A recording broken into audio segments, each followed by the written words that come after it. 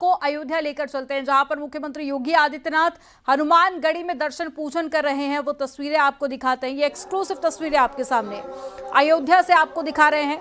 हनुमानगढ़ी पहुंचे हैं मुख्यमंत्री योगी आदित्यनाथ, हनुमान जी की पूजा अर्चना की ये तस्वीरें आप देखिए। साथ ही उनके साथ में मंदिर के संत भी मौजूद है,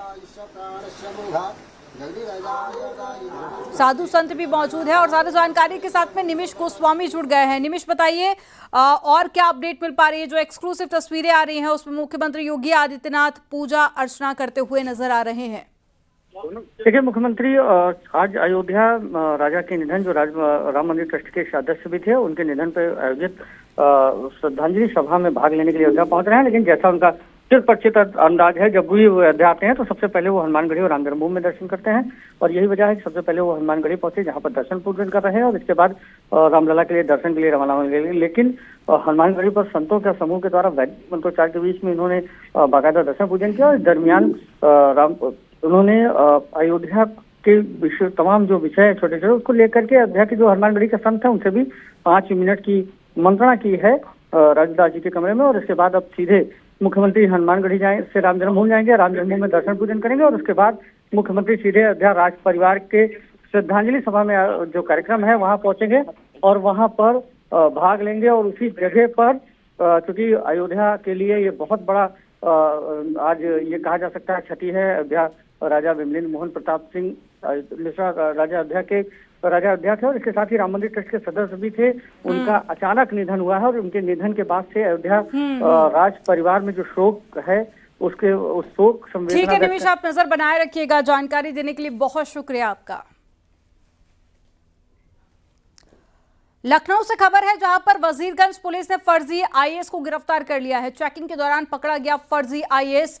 3 इनोवा, 1 डिफेंडर कार और 1 फॉर्च्यूनर, 1 मर्सिडीज कार भी बरामद की गई है। यूपी के अलावा उत्तराखंड, बिहार में ठगी की गई थी। मऊ का रहने वाला आरोपी सौरभ त्रिपाठी नोएडा, लखनऊ में आलीशान फ्लैट में रहता था। आरोपी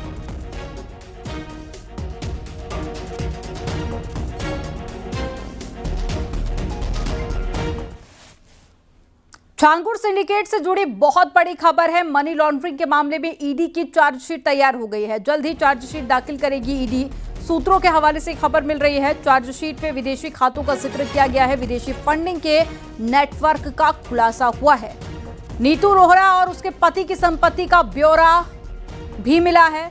दुबई में भी छांगुर के नेटवर्क का जिक्र किया गया। आपको बता दें कि ईडी छांगुर सिंडिकेट की 13 करोड़ की 13 अचल संपत्तियां बलरामपुर के उतरोला में अटैच कर चुकी है।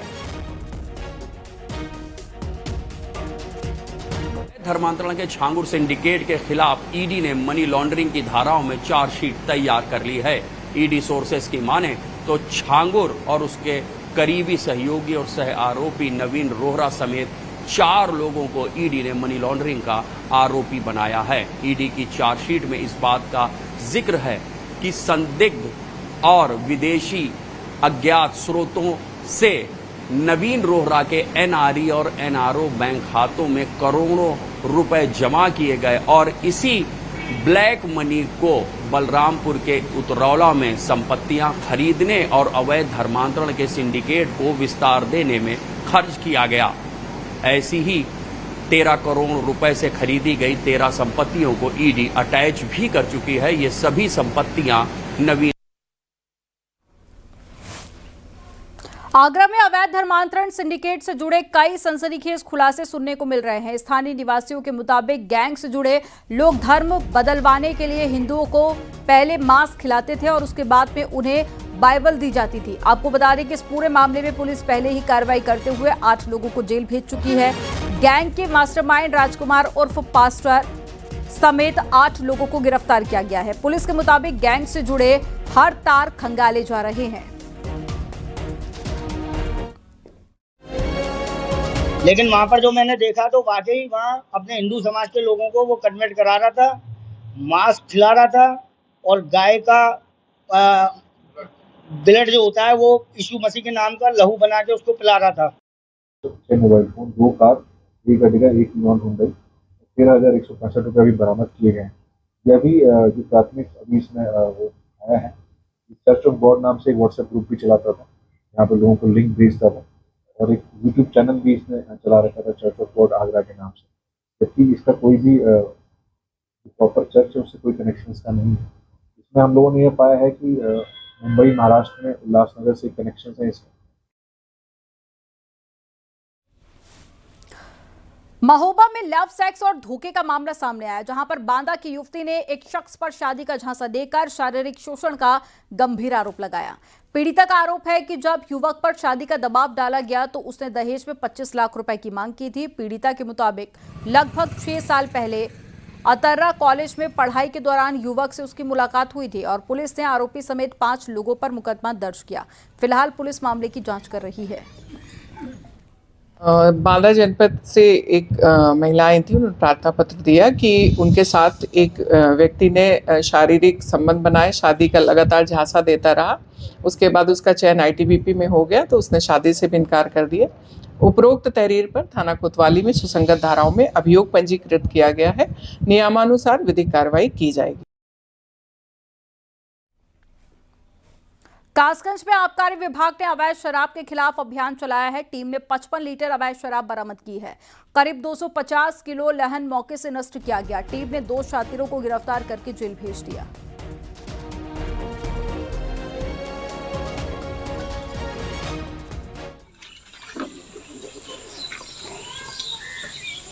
तस्वीरें आपको दिखा रहे हैं। 55 लीटर अवैध शराब बरामद की गई थी और मौके पर ही इसे नष्ट किया गया। आबकारी विभाग ने ये बड़ी कार्रवाई की है। कासगंज से ये तस्वीरें आपको दिखा रहे हैं। पकड़ लो उधर से। अच्छा तुम दिखा के पकड़ लो। वाराणसी पुलिस ने भोजपुरी अभिनेता पवन सिंह समेत 4 लोगों के खिलाफ मुकदमा दर्ज कर लिया है। सीजेएम कोर्ट के आदेश पर वाराणसी के कैंट थाने में मुकदमा दर्ज किया गया। होटल कारोबारी और पेशे से वकील विशाल सिंह की तहरीर पर यह मुकदमा दर्ज हुआ। आरोप है कि भोजपुरी फिल्म बनाने के नाम पर उनके साथ में धोखाधड़ी हुई है।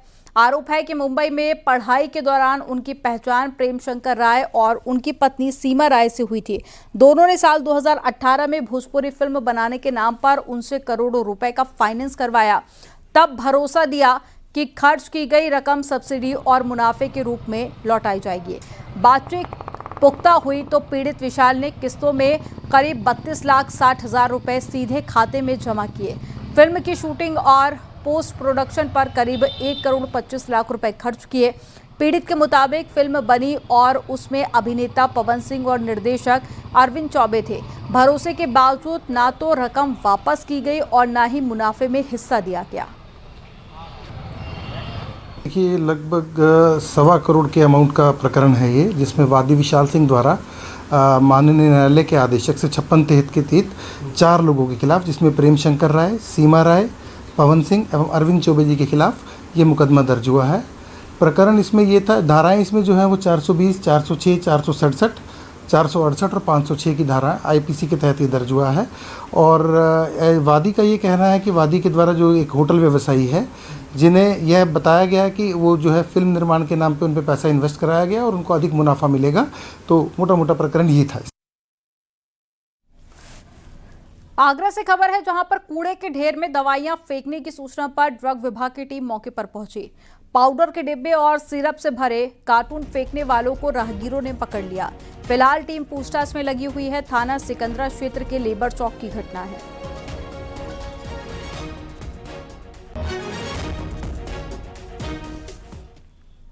अमरोहा पुलिस ने एनकाउंटर में कुख्यात गौकशी का आरोपी शोएब को गिरफ्तार कर लिया, जबकि उसका जो साथी था वो फरार हो गया, जिसकी तलाश की जा रही है। जिस शातिर को गिरफ्तार किया गया है उस पर पहले से कई मामले दर्ज हैं। सैदन गली थाना क्षेत्र में हुई मुठभेड़ के बाद में आरोपी के पास से तमंचा, जिंदा कारतूस और एक खोखा और एक बिना नंबर प्लेट की बाइक और गोकशी के उपकरण बरामद किए गए। 2025 को थाना सैदनगली पुलिस द्वारा ढक्का सैदनगली मार्ग पर चेकिंग की जा रही थी। चेकिंग के दौरान एक मोटरसाइकिल पर 2 व्यक्ति आते दिखाई दे, जिनको रोकने का इशारा किया। उनके द्वारा अपनी मोटरसाइकिल को मोड़कर कच्चे रास्ते पे भागे पीछा करने पे सैदनगली पुलिस पर जान से मारने की नियत से अवैध शस्त्र से फायर किया। हड़बड़ाहट में मोटरसाइकिल गिर जाने के कारण उनको पकड़ लिया गया। पकड़े गए व्यक्ति ने अपना नाम शोएब निवासी उजहारी बताया व उसके साथी जो फरार हुआ उसका नाम दानिश बताया। बुलंदशहर में एटीएम में छेड़छाड़ करने वाले गैंग पर पुलिस ने शिकंजा कसा और साथ ही पुलिस एक महिला समेत 5 आरोपियों को गिरफ्तार कर जेल भेज चुकी है।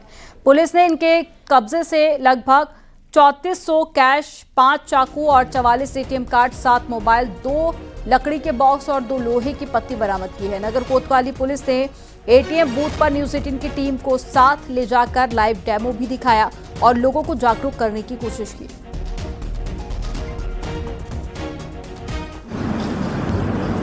कोतवाली पुलिस ने एक ऐसे अपराधी को पकड़ा है जो एटीएम में अक्सर ठगी किया करता था। ये आप देख रहे होंगे, यहाँ एटीएम लगा के और जो भी उपभोक्ता यहाँ आते थे उनका पैसा यहाँ पट्टी लगा के ये फंसा लिया करते थे।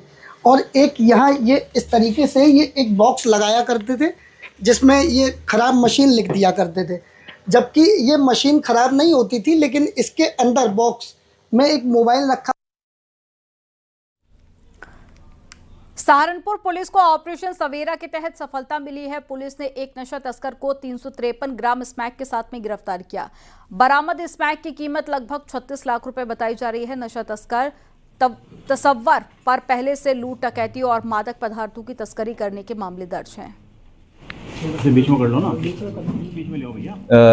जैसा कि आपको विदित है, जनपद सहारनपुर में और सहारनपुर रेंज के तीनों जनपदों में श्रीमान पुलिस उप महानिरीक्षक सहारनपुर परिक्षेत्र द्वारा ऑपरेशन सवेरा चलाया जा रहा है, जो कि मादक पदार्थों की जो तस्करी करते हैं उन अभियुक्तों के विरुद्ध एक अभियान है। इसमें पूर्व में भी विभिन्न थानों द्वारा कार्रवाई की गई है और इसी क्रम में आज थाना गंगो द्वारा मादक पदार्थ की तस्करी करने वाले एक अभियुक्त को गिरफ्तार कर माननीय न्यायालय के समक्ष पेश किया जा रहा है।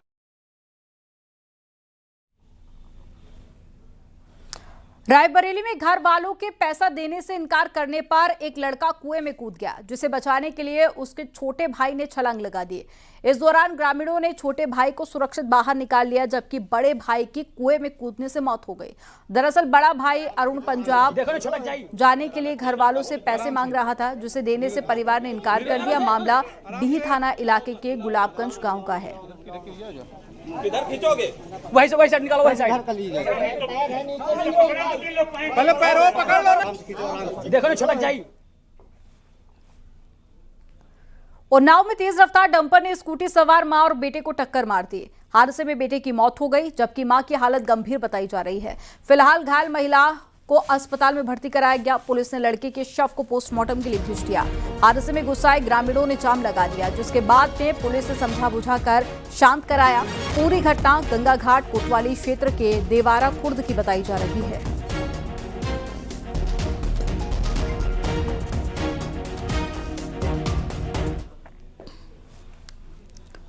बदायूं में तेज रफ्तार प्राइवेट बस बेकाबू होकर पलटने के मामले में एक महिला की मौत हो गई। हादसे में 11 यात्रियों के घायल होने की खबर है, जिन्हें सीएचसी दातागंज में भर्ती कराया गया। पुलिस प्रशासन मौके पर पहुंचकर राहत बचाव कार्य में जुटा हुआ है। बताया जा रहा है कि बस बिना परमिट बदायूं से दातागंज जा रही थी, जिसके बाद में हादसा हुआ।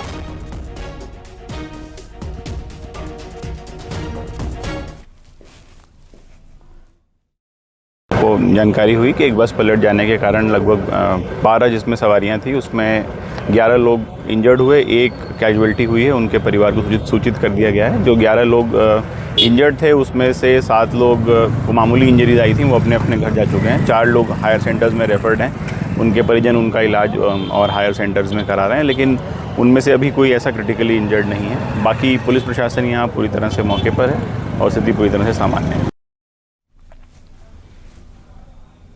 ललितपुर में एक शख्स का हाईटेंशन लाइन के टावर पर चढ़कर हाई वोल्टेज ड्रामा करने का वीडियो जमकर वायरल हुआ। मामले में भैंस चोरी से जुड़ा हुआ ये पूरा मामला है, जहां पर शख्स की भैंस चोरी हो गई थी, जिसके बाद में उसने अपने पड़ोसी पर चोरी का आरोप लगाया। मामले में कार्रवाई न होने पर शख्स टावर पर चढ़ गया। फिलहाल मौके पर पहुंची पुलिस ने शख्स को समझा बुझाकर नीचे उतारा।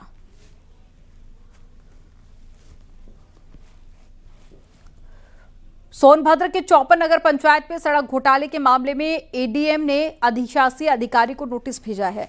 आरोप है कि आरसीसी सड़क अच्छी हालत में थी, फिर भी उसे तोड़कर नए सिरे से निर्माण का टेंडर जारी किया गया था।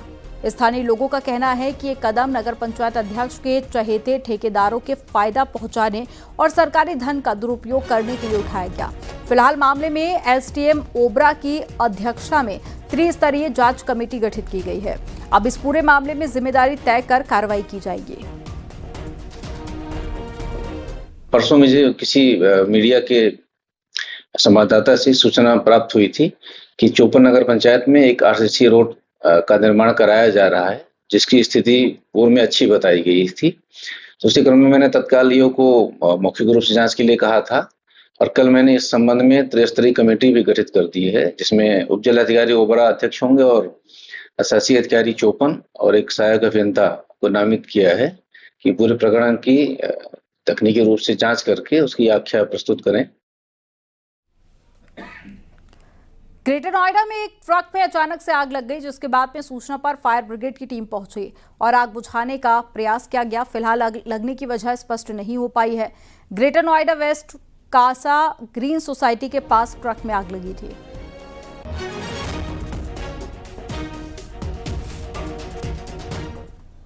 अमेठी में तेज रफ्तार बाइक बेकाबू होकर हाईवे पर डिवाइडर से टकरा गई। हादसे में बाइक सवार शख्स गंभीर रूप से घायल हो गया, जहां इलाज के दौरान शख्स की मौत हो गई। पुलिस पूरे मामले की जांच पड़ताल कर रही है।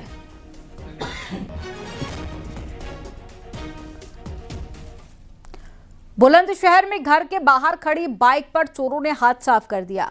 बाइक चोरी की घटना सीसीटीवी में रिकॉर्ड हो गई है। थाना खुर्जा नगर कोतवाली क्षेत्र की घटना है, जहां घर के बाहर खड़ी बाइक पर शातिर ने हाथ साफ कर दिया था।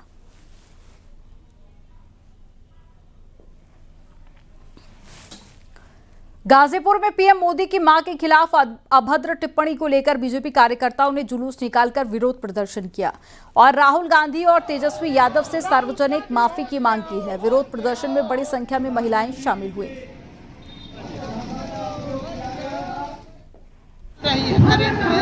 एक बहुत बड़ा इशू है। ऐसे पद में बैठे प्रधानमंत्री और उनके स्वर्गीय माता जी के लिए राजद के मन से जो बात नहीं गई, अब शब्द कहे गए, ये कभी माफी के योग्य नहीं है। विनाश काले विपरीत बुद्धि। अभी कांग्रेस का वो समय चल रहा है, इस तरह से किसी के माँ का अपमान करना पूरे देश का अपमान है। और राहुल गांधी जब तक इसके लिए माफी नहीं मांगते, पूरी देश की महिलाएं और माताएं कभी उनको माफ नहीं करेंगी और आने वाले चुनाव में उनको सबक सिखाएंगी। चलिए आपको सीधा अयोध्या लेकर चलते हैं, जहां मुख्यमंत्री योगी आदित्यनाथ रामलला के मंदिर में पहुंचे हैं दर्शन करने के लिए, पूजा अर्चना करने के लिए। तस्वीरें आप देखिए। सीएम योगी आदित्यनाथ की थोड़ी देर पहले हनुमानगढ़ी में हनुमान जी की पूजा अर्चना की थी और अब ये तस्वीरें आपको अयोध्या से दिखा रहे हैं। रामलला के मंदिर की ये तस्वीरें आप देख रहे हैं और मुख्यमंत्री पहुंच चुके हैं मंदिर परिसर में और प्रभु श्री राम की यहाँ पर आरती करेंगे। ये आरती के दौरान की और पूजा अर्चना के दौरान की तस्वीरें आपके सामने।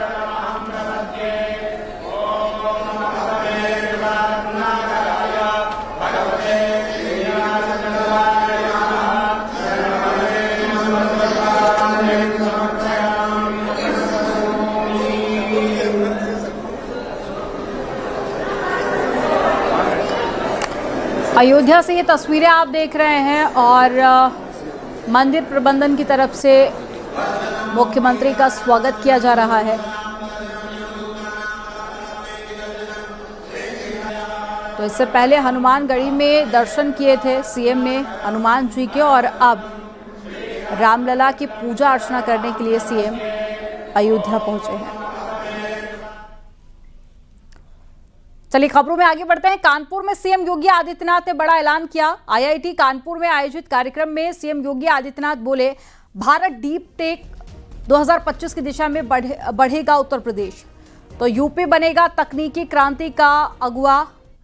डीप टेक पर हो एक प्रभावशाली समिट का आयोजन। IIT Kanpur deep tech innovation का केंद्र बनेगा। इसके अलावा डीप टेक से जुड़े स्टार्टअप्स को भी बढ़ावा मिलने वाला है। करोति कल्याणम।